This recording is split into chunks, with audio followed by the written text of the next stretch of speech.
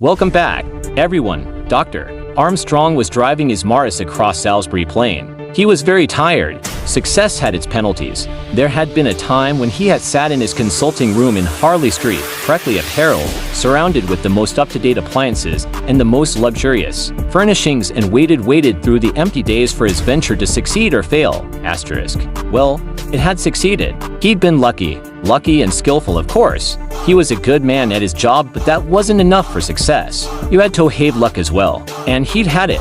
An accurate diagnosis. A couple of grateful women, patient women with money and position, and word had got about. You ought to try Armstrong. Quite a young man, but so clever. Pam had been to all sorts of people for years, and he put his finger on the trouble at once. The ball had started rolling, and now Dr. Armstrong had definitely arrived. His days were full. He had little leisure, and so, on this August morning, he was glad that he was leaving London and going to be for some days on an island off the Devon coast. Not that it was exactly a holiday. The letter he had received had been rather vague in its terms, but there was nothing vague about the accompanying check, a whacking fee. These Owens must be rolling in money. Some little difficulty, it seemed, a husband who was worried about his wife's health and wanted a report on it without her being alarmed. She wouldn't hear of seeing a doctor. Her nerves. The doctor's eyebrows went up. These women and their nerves, well, it was good for business. After all, half the women who consulted him had nothing the matter with them but boredom, but they wouldn't thank you for telling them so. And one could usually find something. 198 masterpieces of murderous, slightly uncommon condition of the some long word, nothing at all serious, but it just needs putting right. A simple treatment. Well, medicine was mostly faith healing when it came to it, and he had a good manner. He could inspire hope and belief. Lucky that he'd managed to pull himself together in time after business 15 years ago. It had been a near thing that he'd been going to pieces. The shock had pulled him together. He'd cut out drink altogether. By Jove. It had been a near thing though. With a devastating ear-splitting blast on the hum, an enormous supersport Stallman car rushed past him at 80 miles an hour. Dr. Armstrong nearly went into the hedge. One of these young fools who tore around the country. He hated them. That had been a near shave too. Damn young Fulton Marston. Roaring down in a mirror, thought to himself, the amount of cars crawling about the roads is frightful. Always something blocking your way, and they will drive in the middle of the road. Pretty hopeless driving in England. Anyway, not like France where you really could let out. Should he stop here for a drink, or push on? Heaps of time, only another 100 miles and a bit to go. He'd have a gin and ginger beer, fizzing hot day. This island place ought to be rather good fun if the weather lasted. Who were these Owens, he wondered. Rich and stinking, probably. Badger was rather good at nosing people like that out. Of course, he had to. Poor old chap, with no money of his own. Hope they'd do one well in drinks. Never knew with these fellows who'd made their money and weren't born to it. Pity that story about Gabriel Turrell having bought Indian Island wasn't true.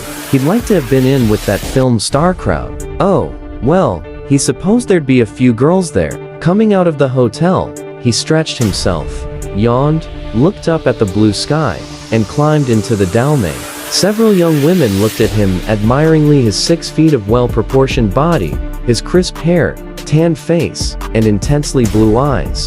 And then there were none. He let in the clutch with a roar, and leapt up the narrow street. Old men and errand boys jumped for safety. The latter looked after the car admiringly. Anthony Marston proceeded on his triumphal progress. Mr. Bloor was in the slow train from Plymouth. There was only one other person in his carriage, an elderly seafaring gentleman with a bleary eye. At the present moment, he had dropped off to sleep. Mr. Bloor was writing carefully in a little notebook. That's the lot, he muttered to himself. Emily Brent, Vera Claythorne, Dr. Armstrong, Anthony Marston, Old Justice Wargrave, Philip Lombard, General MacArthur, CMG. These were manservant and wife. Mr. and Mrs. Rogers. He closed the notebook and put it back in his pocket. He glanced over at the comer and the slumbering man. Had 1 over the 8, diagnosed Mr. Bloor accurately. He went over things carefully and conscientiously in his mind. Job ought to be easy enough, he ruminated. Don't see how I can slip upon it. Hope I look all right. He stood up and scrutinized himself anxiously in the glass. The face reflected there was of a slightly military cast, with a mustache. There was very little expression in it. The eyes were gray and set rather close together. Might be a major, said Mr. Bloor. No, I forgot. There's that old military gent. He'd spot me at once. South Africa, said Mr. Bloor. That's my line. None of these people have anything to do with South Africa, and I've just been reading that travel folder, so I can talk about it, all right. Fortunately, there were all sorts and types of colonials. As a man of means from South Africa, Mr. Bloor felt that he could enter into any society unchallenged. Indian Island.